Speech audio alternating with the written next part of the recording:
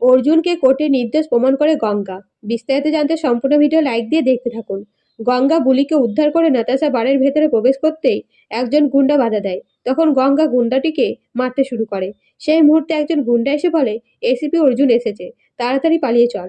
এই বলে গুন্ডাগুলো পালিয়ে গেলে গঙ্গা বুলিকে উদ্ধার করে অর্জুনের সাথে দেখা করতে যায়। তখন দেখে রনাক আর অর্জুনের মধ্যে ঝামেলা হচ্ছে। এমনকি অর্জুন পড়ে যাওয়ায় বন্দুকের গুলি রনাকের গায়ে বেঁধে যায় আর রনাক আহত হয়ে পড়ে। তাই অর্জুন সব ভুলে রনাককে নিয়ে হাসপাতালে যায়।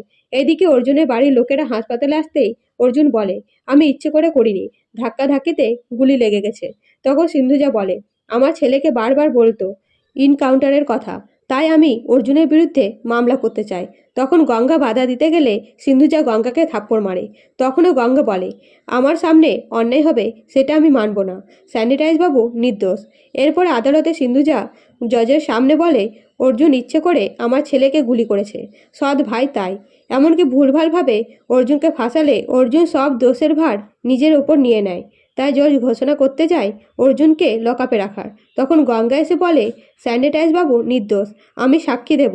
তো অর্জুনকে বদনাম থেকে বাঁচাতে পারবে গঙ্গা? অবশ্যই কমেন্ট করে জানাবেন। ধন্যবাদ।